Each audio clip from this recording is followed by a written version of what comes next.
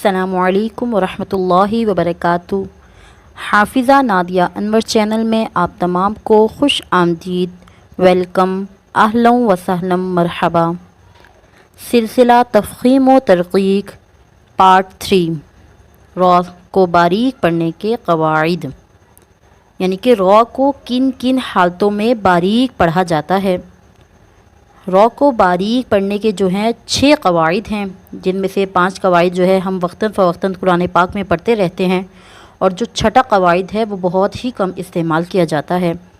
آئیے جان لیتے ہیں کہ کون سا قواعد قرآن میں کس طرح پڑھا جاتا ہے، یعنی کہ ایسا کون سا قواعد ہے کہ جس سے ہم را کو باریک پڑھیں گے۔ را کو باریک پڑھنے کی ہم پہلی صورت دیکھ لیتے ہیں۔ اعوذ باللہ من الشیطان الرجیم، بسم اللہ الرحمن الرحیم۔ را کو باریک کرنے کی پہلی صورت پڑھتے ہیں۔ را کے نیچے زیر ہو یا را خواہ مشدد ہو۔ آئیے اس کی مثال دیکھتے ہیں۔ رجالاً، رجالا، یعنی کہ را کے نیچے زیر ہے تو اسے رجالاً پڑھیں گے، ٹھیک ہے، ری موٹا نہیں کریں گے، رجالاً، رجالا۔ اب دوسرا تھا اور خواہ مشدد ہو، یعنی کہ را خواہ مشدد ہو، اس کی مثال ہے ہمارے پاس شری، شین را زبر شر، را زیری، شری، شر۔ را پہ مشدد ہے تو اس کو بھی باریک کر کے پڑھیں گے۔ امید ہے پہلی مثال اچھے سے سمجھ میں آ گئی ہوگی۔ آئیے دوسری مثال کی طرف بڑھتے ہیں۔ را ساکن سے پہلے زیر ہو، یعنی کہ را ساکن ہو، اس سے پہلے زیر ہو تو تب بھی را کو باریک کر کے پڑھیں گے۔ آئیے اس کی مثالیں دیکھ لیتے ہیں۔ فرعون، فر را ساکن ہے، را ساکن سے پہلے زیر ہے تو اس کو باریک کر کے پڑھیں گے، کیسے؟ فرعون، فرعون۔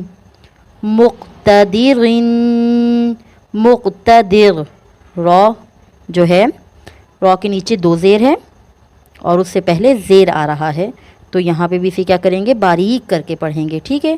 آئیے تیسری مثال کی طرف چلتے ہیں۔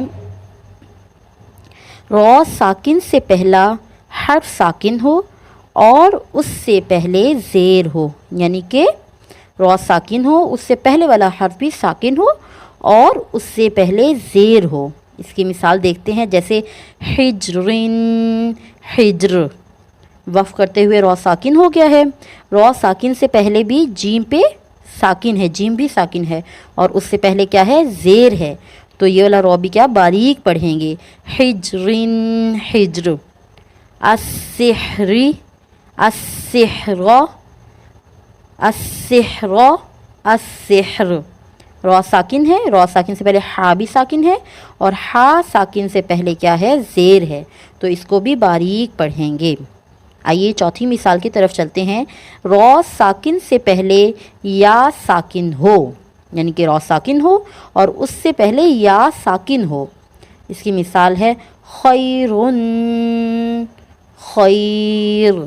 را ساکن ہے، را ساکن سے پہلے یا ساکن ہے تو اس کو بھی باریک کر کے پڑھیں گے، خیرن، خیر۔ آئیے 5ویں مثال کی طرف چلتے ہیں۔ یعنی کہ را ممالہ، یعنی وہ را جس پہ امالہ کیا جائے۔ اس میں مثال کیا ہے؟ مجریہا، یہ جو رے ہے یہ امالہ والی رے ہے اور یہ قرآن پاک میں ایک ہی جگہ آئی ہے، سورۃ الہود میں، ٹھیک ہے، یعنی کہ کوے کی رے، مجریہا، مجریہا، رے کو رے پڑھنا ہے، ری نہیں پڑھنا، مجری نہیں پڑھنا، مجریہا، مجریہا۔ اب 6ٹھی مثال جو بہت ہی کم استعمال ہوتی ہے قرآن پاک میں وہ یہ ہے، را مرامہ مکسورہ، جس را پر روم کے ساتھ وقف کیا جائے۔ روم کا ہم نے پہلے بھی پڑھا تھا، را کو تفخیم کب پڑھتے ہیں تب پڑھا تھا کہ روم کسے کہتے ہیں، ٹھیک ہے۔ اور را مرامہ، یعنی کہ مرامہ روم کے ساتھ وقف کرنے کو کہتے ہیں مرامہ، یعنی کہ تہائی حصہ پڑھنا، اور مکسورہ کسے کہتے ہیں؟